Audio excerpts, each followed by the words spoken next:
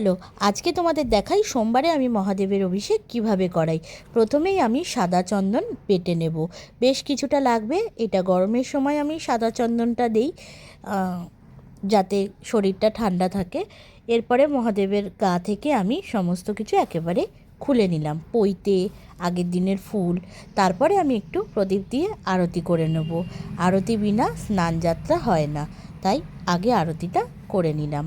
ওম নমঃ শিবায়, ওম নমঃ শিবায়, ওম নমঃ শিবায়। এরপরে আমি একে একে সাদা চন্দন সারা গায়ে ভালোভাবে মাখিয়ে নেব। তারপরে আমি স্নানের জলটা তৈরি করে নিলাম, তাতে দিলাম গোলাপ জল, অঘুরু এবং পুষ্প। ওম নমঃ শিবায়, ওম নমঃ শিবায়, ওম নমঃ শিবায়। এই মন্ত্র দ্বারাই আমি স্নানাদি সম্পন্ন করলাম। এবার আমি বাটিতে নিয়ে নেব অষ্টগন্ধা এবং তাতে গোলাপ জল দিয়ে ভালোভাবে গুলিয়ে নিয়ে আমি সুন্দর করে সাজিয়ে দেব। বস্ত্র হিসেবে আমার মহাদেবকে পরিয়ে দিয়েছি একটি ধুতি, আর তার সাথে পৈতেগুলোও পরিয়ে দিয়েছি।